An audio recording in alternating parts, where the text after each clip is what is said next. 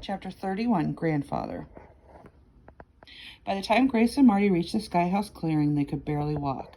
The activities of the past 24 hours and lack of food and sleep had just about done them in.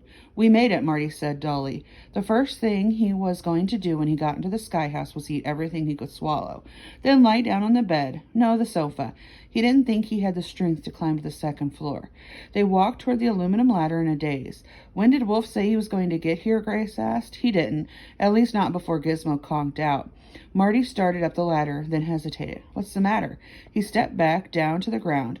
"I'd better check this out before we go sticking our heads up through the trap door. I don't think Butch beat us here, but you never know." He took the gizmo out and punched the Bo-Cam. It was not in the same position as before, but that wasn't surprising, with Bo and Petey running around, which they were in fact doing at that very moment.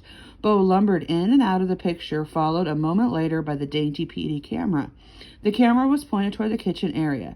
Every cupboard was open and stuff was strewn all over the counter and the floor. "Looks like they've been having fun," she said, looking at Grace. She was sitting on the ground with her face in her hands. "Are you okay?" She raised her head and said, She was too tired to say tired. "You don't look good." She was sunburned. Dirt and leaves had pulled all of her curl out of her hair, and there were dark half-moons under her eyes. Marty didn't tell her so, but she looked like a blue-eyed raccoon. "I'll climb up and make sure things are clear, then I'll send the elevator down for you." "What You'll see." Marty started up the ladder. Bo and Petey were excited to see him when he climbed through the trap door. Petey did circles around his legs, and Bo handed him his cap, which was covered with something sticky and smelly. "At least you made an attempt to clean up your mess," he said, "but I wish you hadn't used my cap to do it." He threw it down. He hadn't thought about where the animals were going to poop while they were gone, and by the look of things, they hadn't thought about it much either. He made a quick search of the Sky House, then climbed up the roof and started lowering the lift down through the canopy. Bo grabbed Petey and jumped into the bucket. "You're not coming up the same way," he yelled down to them. "The return trip is reserved for my cousin." Bo hooted and Petey barked. Grace had dozed off and was startled awake by the sound of the breaking branches, hooting, and high-pitched barking as the lift came down through the canopy. She found herself smiling in spite of her exhaustion. It seemed like an eternity since she had seen the two occupants. Bo jumped out with Petey in her arms before the bucket reached the ground. They started chasing each other around the tree, but Grace didn't have time to enjoy their antics. As soon as the bucket touched the ground, Marty started it back up. She quickly but gently put the pack in it and was about to climb in herself when she was pulled backwards. At first, she thought it was Bo playing one of her tricks. "What's your hurry?" Butch asked. Still holding her around her waist, he made a lunge for the pack. "No!" Grace managed to get her legs tangled in his. Butch stumbled and fell. The elevator rose out of reach. "I've had just about enough of you." He threw her on her stomach and wrenched her arms behind her back. Congo latched onto his hand. "You little—" He tore the parrot off and threw it against a tree. Grace felt her hands being tied, then her feet. When he finished, he flipped her over. He was covered in sweat and dirt, and there was an ugly gash on his head. "Where's the parrot?" she shouted, struggling against the ties. "Your grandfather has 1,000 lousy parrots," Butch shouted back. "Were the eggs in the pack?" "I don't know what you're talking about." Butch smiled. "I guess I'll just have to go up there and check it out for myself." He touched the gash on her head. "I'm looking forward to it." "Watch out, Marty," she screamed. "He's coming up after you." But Marty couldn't hear her above the sound of the winch engine. The bucket came up to the rail, and he was dismayed to see that it only contained the pack. Grace must have thought there wasn't enough room for her and the pack, he thought irritably. If there was enough room for the chimp and a poodle, there's enough room for a girl and a pack. What was she thinking? He took the pack out and started the bucket down again. Suddenly, the tree started blowing, accompanied by a loud roaring. Loose debris from the canopy started raining down on him. A white helicopter passed a few feet above the tree. "Blackwood!" He checked the cable. It was only a third of the way down. He didn't think it would reach the ground before the helicopter landed. Butch left Grace where she lay and stepped out the clearing to help guide the pilot down. Noah Blackwood jumped out before the helicopter touched down. The two men talked for a few moments, then Blackwood walked over to Grace. He was dressed immaculately in crisp safari suit, the same outfit he wore on the television show Grace had seen him on. He was smiling. "It was a miracle," he said to her, "after all these years." "Untie me," Grace said. Blackwood shook his head, still smiling. Butch tells me that you've had quite an adventure the past couple of days. He says that you're under the impression I'm trying to hurt you. I can assure you that nothing could be further from the truth. I would never hurt my own flesh and blood. What about Marty? Grace asked. What about Wolf and Laurel Lee? I'll admit that I'm a little cross with Travis, Blackwood said. Excuse me. But I certainly wouldn't cause him harm. What about the parrot? What parrot? The one Butch threw against the tree. Blackwood glanced at Butch. Butch shrugged. I told you she was delirious. I had to tie her up for her own good. And I'm glad you did, Blackwood said. And then looked at Grace. I understand you came across some rather unusual eggs while you were running around out here. Remarkable. Are they up in the treehouse? If that's what Butch told you, then he's the one who's delirious, Grace snapped. And I don't believe that my real grandfather would leave me tied up. There is nothing I would like more than to untie you, Blackwood said. But in your current state, that would be far too dangerous. I'll untie you as soon as we're on our way back to civilization. And Marty? Grace asked. Of course, Blackwood said, turning to Butch. Perhaps you should go and get the boys so we can be on our way. The bucket came down through the trees again. Butch rushed over to see if the pack was in it. It wasn't. It will be my pleasure to get the boy, he said, and started up the ladder. Don't be such a scaredy chimp, Marty said. It was just a helicopter. Get out of my way. He had gotten halfway down the tree when he encountered Bo, clutching Petey in one hand and clinging to a handhold with the other. She was blocking his way.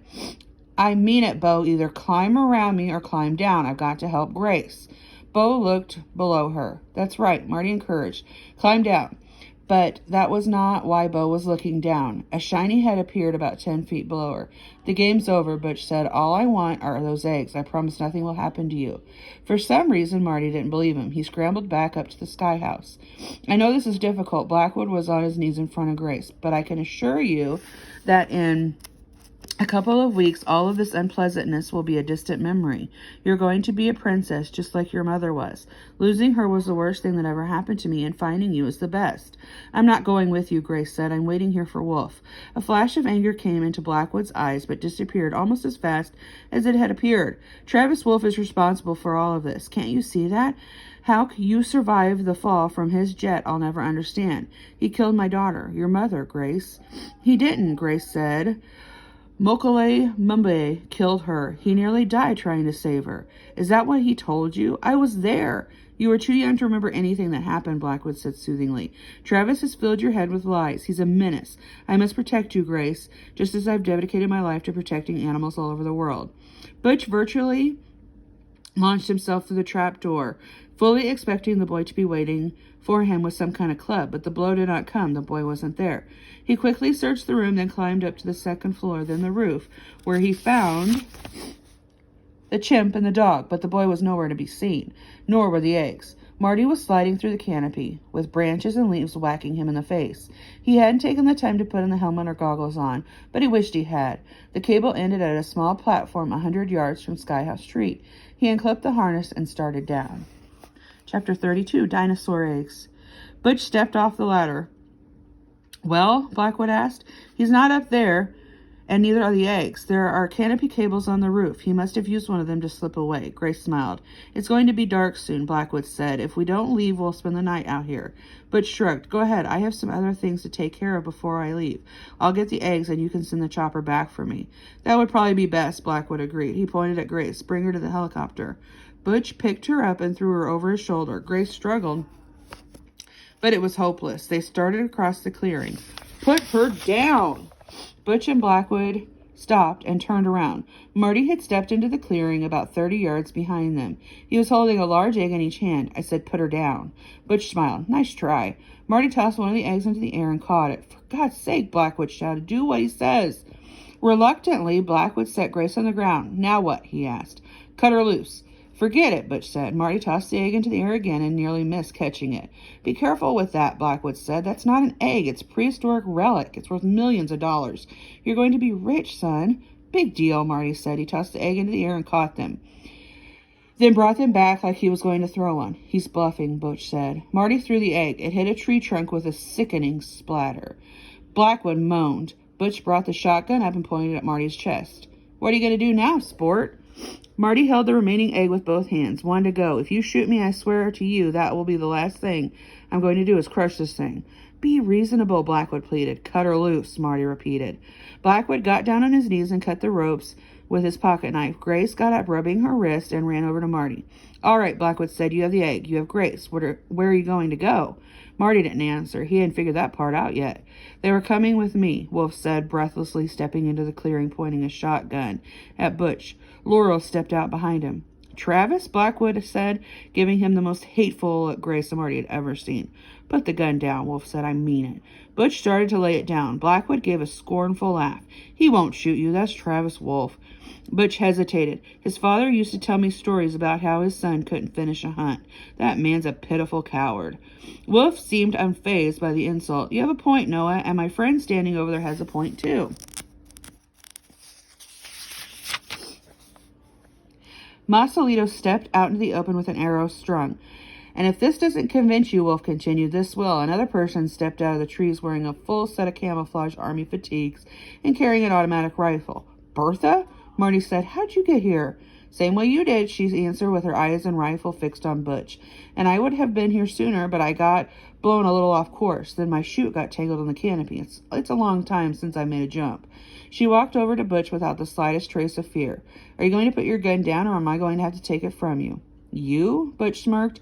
Butch was on the ground so fast with his arms pent behind him that Marty and Grace didn't see how she had done it. Yeah, me, Bertha said, securing his wrist with plastic manacles. When she finished, she jogged over to the helicopter and climbed in. A few seconds later, the pilot came flying out the door. Grace, Marty, Wolf, and Laurel stood in front of the mound of rocks near the stream. Marty was holding the egg. Grace was holding Congo. Vid flew overhead. The parrot was alive, but his wing was broken in 2 places. Wolf had set and bandaged the wing and said he would pin the bone when they got back to Kryptos. Masolito had climbed up to the sky house with Bo and Petey to retrieve his precious Molimo. Bertha was guarding Blackwood and the others at the edge of the clearing. Laurel pointed to the rocks. Is this where Rose is buried? Yes, Wolf answered quietly. They all stared down at the grave for several moments. I wish you all could have known her, Wolf said. Grace took his hand. I guess we'll just have to get to know her through you. Wolf rubbed a hand over his eye. I'm sorry we lost one of the eggs, Grace said. Marty threw it so that Blackwood would let me go. The only thing that matters is that you and Marty are safe, Wolf said. Although it would have been nice to get here a little sooner, too. You got here in plenty of time, Marty said. He handed Wolf the egg and shrugged out of his father's backpack. He unzipped the flap and pulled out the second egg out. But I saw you throw the dinosaur egg against the tree. Grace pointed to it. Marty grinned. Alleged dinosaur egg. He jogged over to the tree and came back with the egg, which was actually the ball from the nursery. I filled it with motor oil so it would make a good splat when it hit the tree. You are a good man to have around, Wolf said, shaking his head in admiration. Marty grinned. What are we going to do with the eggs? Let me borrow your gizmo, Wolf said. I need to email Ted and have him to build us a dinosaur incubator. Grace, Marty, Wolf, Bertha, Lorda, and Masolito rose above the clearing in the white helicopter. Along with them were Bo, Petey, Congo, Vid, 2 dinosaur eggs, and a trunk with a rose painted on the lid. Over Blackwood's protest, Wolf had convinced Blackwood's pilot to fly them to the airport. Marty was the last to get into the helicopter. He had to retrieve his mamba head in the mason jar and his soiled cap. He looked out the window as they rose above the clearing. Blackwood ran over to where Marty had dropped the alleged dinosaur egg and picked it up. I didn't do it, Marty said.